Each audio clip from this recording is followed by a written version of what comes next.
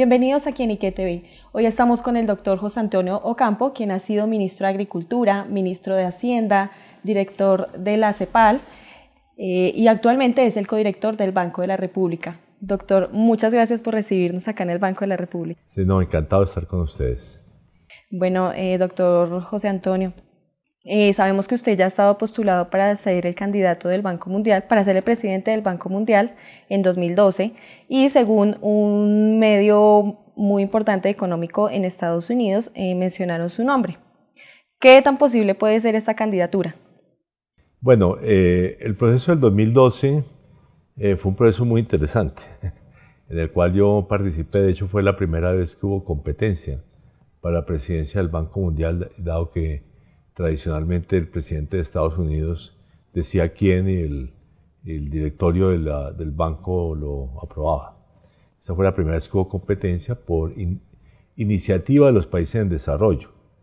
Los 11 directores que representan a los países en desarrollo decidieron que iba a haber competencia.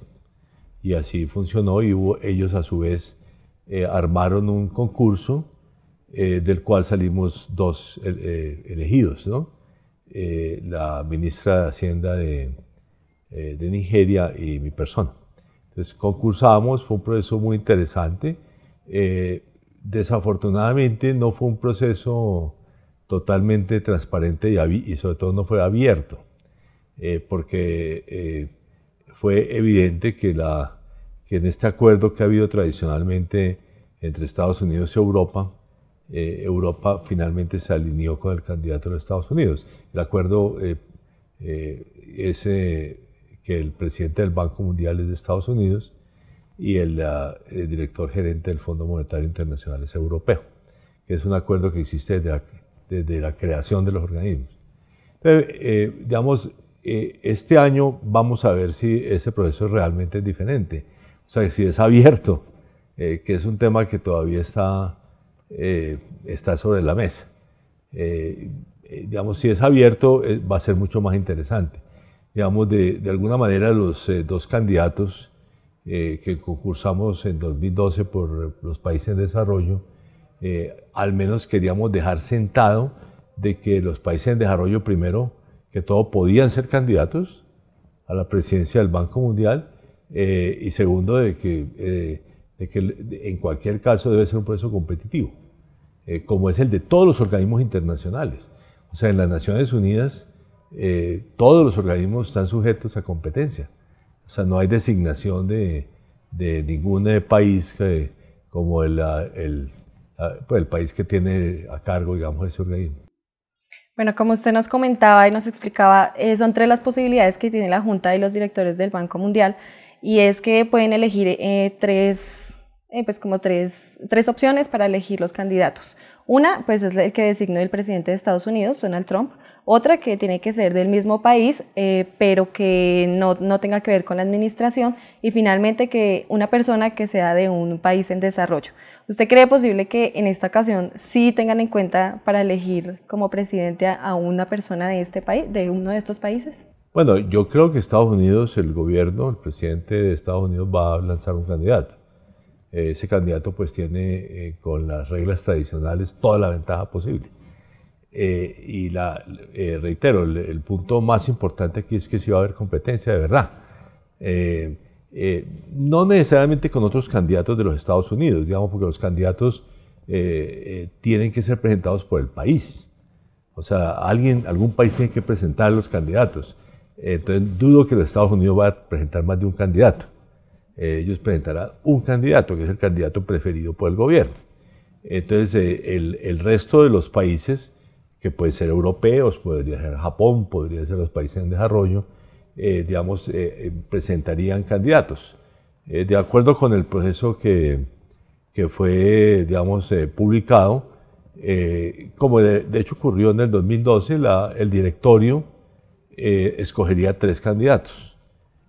Ahora, en ese entonces, como había habido el proceso de selección previo por parte de los directores de los países en desarrollo, ya habíamos 2 candidatos. Entonces lo que ocurrió entonces fue que un candidato que se había autodenominado por parte de los Estados Unidos, el profesor Jeffrey Sachs, se retiró. el día en que se anunció el candidato oficial de los Estados Unidos. Pero los dos que habían escogido los directores de los países en desarrollo nos presentamos al concurso. ¿Y finalmente qué fue lo que pasó? Bueno, finalmente pasó lo que pasó, o sea que Estados Unidos ganó. Y digamos, yo creo que el tema básico, le voy a decir, es Europa en este debate, por la importancia que tiene Europa en el poder de voto en todos estos organismos. Entonces, si Europa quiere que el proceso sea competitivo, será competitivo. Lo que pasa es que para Europa también significa que el próximo director gerente del Fondo Monetario también será competitivo y no necesariamente será europeo. De hecho, digamos, como curiosidad personal histórica, yo me acuerdo que cuando yo era candidato dije, yo aspiro a que haya un día un candidato de Estados Unidos al Fondo Monetario, que era una forma de decirles, bueno, el Fondo Monetario tampoco es necesariamente europeo, así como el Banco Mundial no tiene que ser necesariamente los Estados Unidos. Bueno, doctor Ocampo, le quiero comentar que nuestra audiencia de quienique.com tiene un alto porcentaje de jóvenes y nosotros en algunas ocasiones no nos interesamos por las noticias económicas porque pensamos que nunca nos va a tocar. ¿Usted qué recomendaciones nos daría para que sí nos interesemos en estos temas? Bueno, la economía afecta a todos.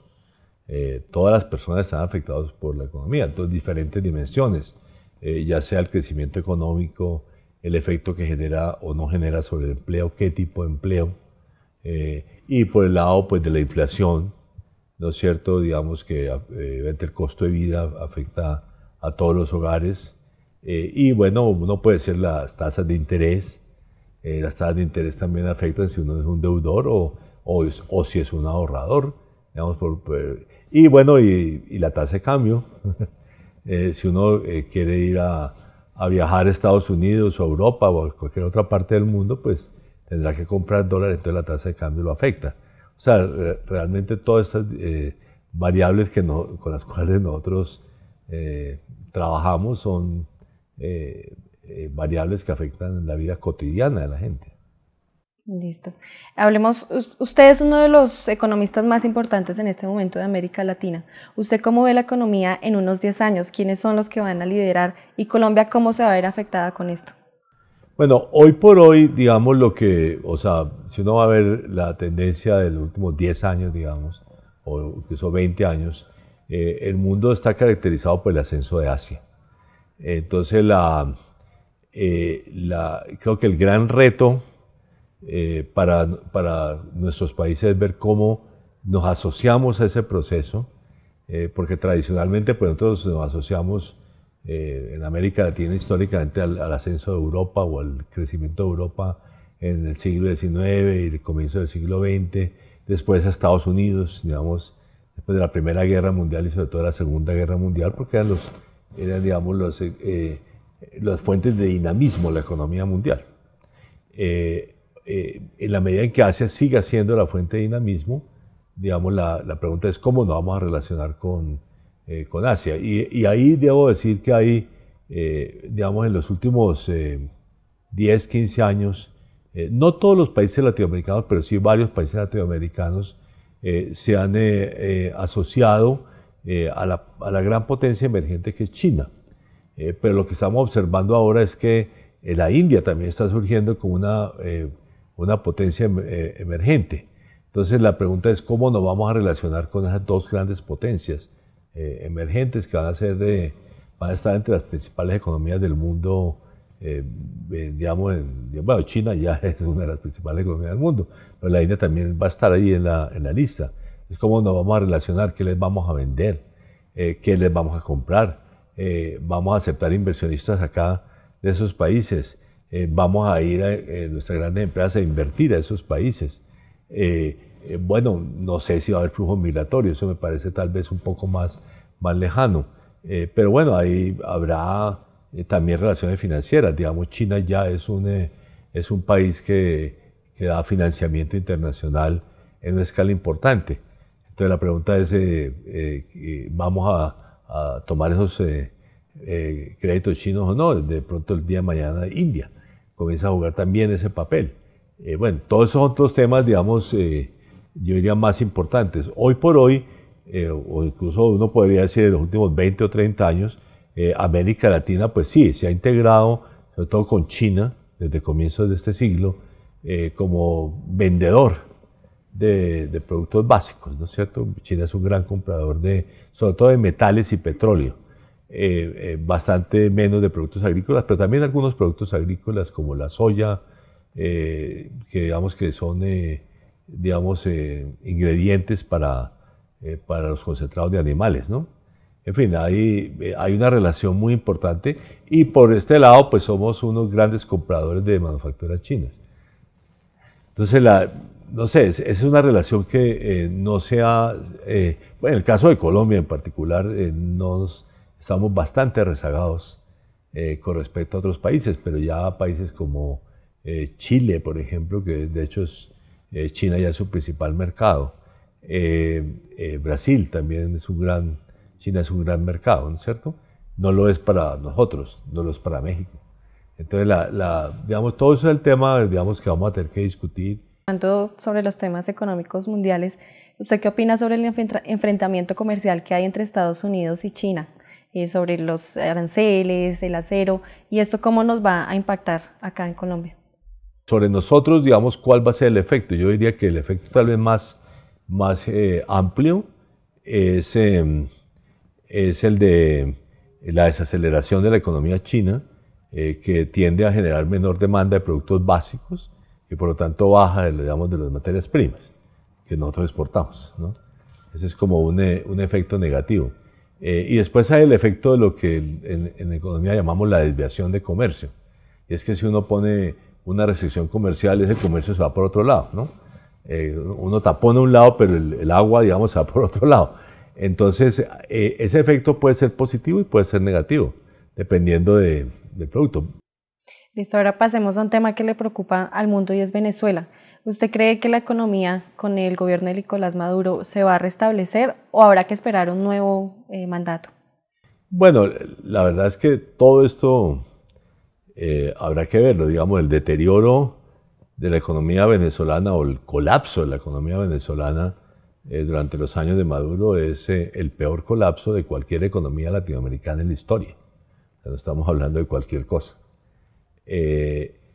Y bueno, uno podría decir, bueno, de pronto el gobierno de Maduro es capaz de hacer un plan de ajuste, pero hace un año estaban hablando de un plan de ajuste, de una sustitución de monedas, y eso no ha funcionado.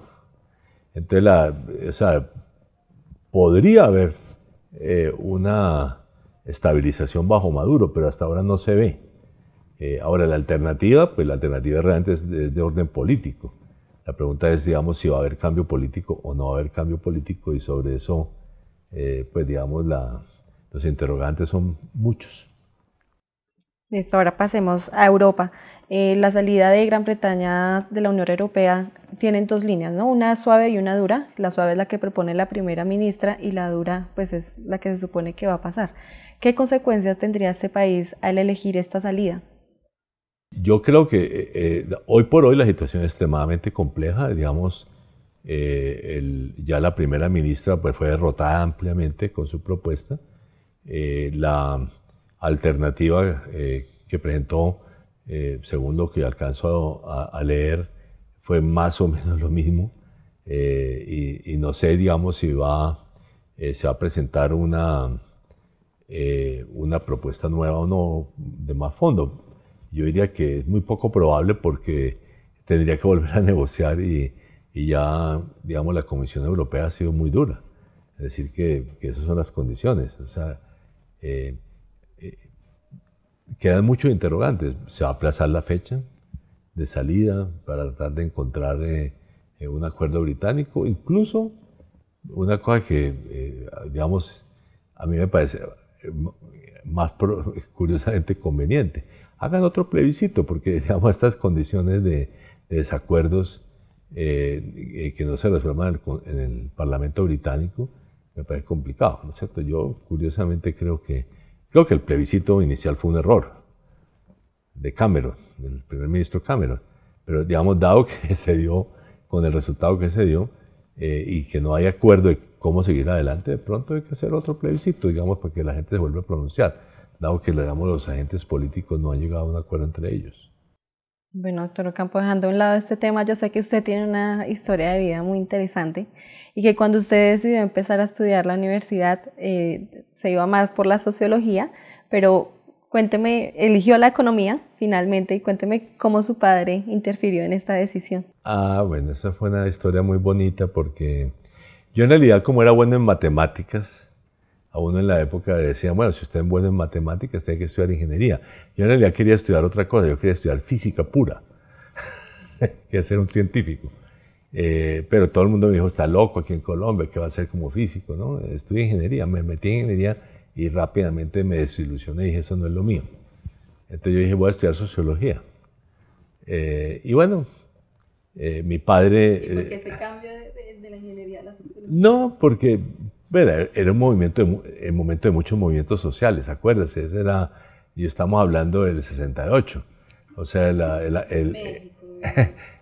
sí, todos los movimientos estudiantiles del mundo. A mí me tocaron en parte en la Universidad del Valle en mi primer año, esos movimientos estudiantiles de todo tipo, ¿no es cierto? Entonces, digamos, yo dije, bueno, me gusta la sociología. Bueno, y él pues... y yo quería venirme a la Universidad Nacional, a lo cual pues, él estuvo en desacuerdo, pero hizo una cosa que yo agradezco muchísimo en la vida.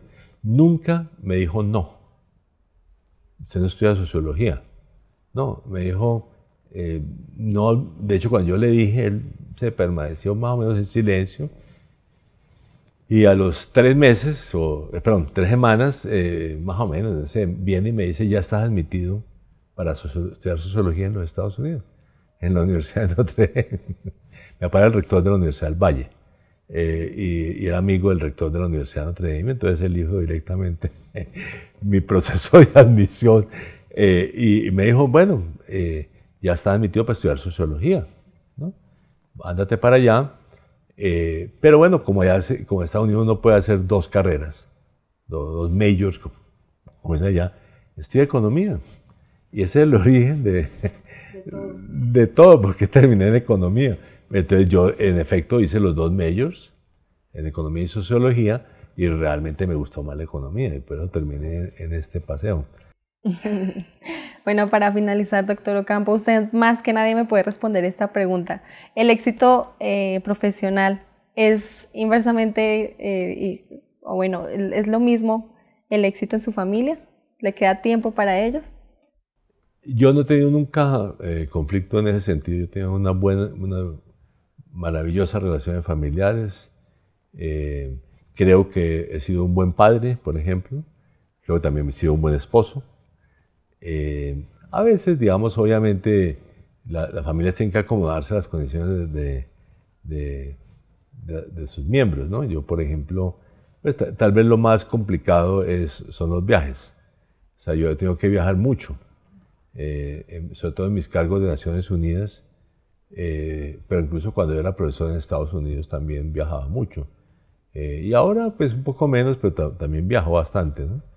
Entonces eso es un elemento, pero francamente nunca hemos visto un problema digamos, un conflicto entre el trabajo y debo decir, por el contrario, digamos, yo creo que por ejemplo, la clave del éxito profesional es la disciplina. Uno tiene que ser una persona disciplinada. Yo soy muy disciplinado, quizá excesivamente disciplinado, vamos a ir por algo. Entonces, eso tiene también ventajas sobre la familia. Por ejemplo, mis hijos aprenden disciplina, han aprendido disciplina. Y eso para ellos va a ser bueno, haber aprendido disciplina. Ellos saben que, digamos, uno tiene que... Y bueno, y mi señora también era una buena profesional, ya está retirada de sus labores profesionales, pero también era muy buena profesional y creo que eso todo, digamos, ayuda también al ambiente familiar. Entonces, puede que haya un poco de escasez de tiempo, pero no, yo francamente nunca he pensado que eso ha sido un obstáculo familiar. ¿Y alguno de sus hijos ya le dijo que quería ser economista o todavía no? Bueno, mi hijo ya estudió economía. Yo tengo 2 hijas y un hijo. Mi hijo estudió economía, pero otra cosa totalmente diferente a a lo que yo hago, porque yo me dediqué a la vida pública. Yo soy vida pública y vida educativa, universitaria, digamos, ¿no? Él se dedicó al sector financiero. Entonces, bueno, y curiosamente tenemos muy buena relación y, digamos, pero obviamente su campo es otro. Bueno, doctor Pero es Ocampo. economista. Muchas gracias por el tiempo que nos dedicó y esperamos contar con usted en una nueva ocasión. No, encantado de estar con ustedes. Bueno, y a ustedes, gracias por seguir esta entrevista y recuerde que para conocer más contenido como este puede visitar la página quienique.com.